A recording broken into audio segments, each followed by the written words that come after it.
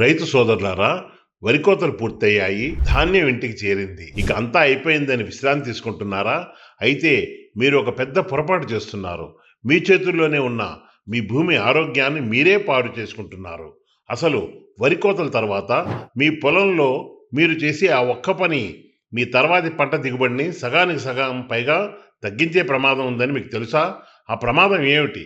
అసలు భూమిని మళ్ళీ శక్తివంతంగా మార్చుకోవాలంటే మీరు ఏం చేయాలి? దయచేసి చూడండి. చాలామంది రైతులు కోతల తర్వాత మిగిలిన వరి కుదుళ్లను సులభంగా ఉంటుందని తగలబెట్టేస్తుంటారు.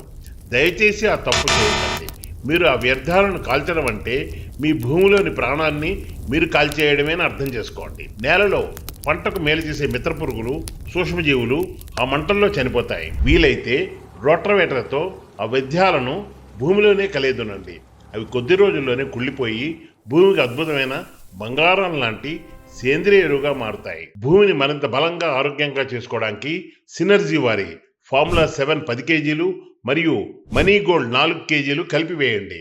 ఫార్ములా 7లో జింక్, ఐరన్, మ్యాంగనీస్, బోరాన్ మరియు మాలిబ్డినం సమపాళలో ఉండి భూమికి అవసరమైన పోషకాలను అందించి భూమిని పటిష్టంగా ఆరోగ్యంగా తయారు చేస్తాయి. మనీ గోల్డ్ కలపడం వలన భూమి మెత్తగా తయారయ్యి భూమిలో అత్యధిక సంఖ్యలో మేలుచే సూక్ష్మజీవులు తయారయ్యి భూమిని నెంబర్ 1 సాయిల్గా మారుస్తుంది.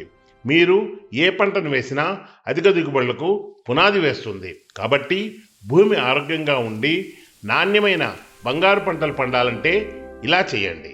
మీ పంట పొలాల్లో ఏమైనా సమస్యలు ఉంటే ఈ కింద స్క్రోల్ అవుతున్న నెంబర్కి వాట్సాప్ మెసేజ్ చేయండి.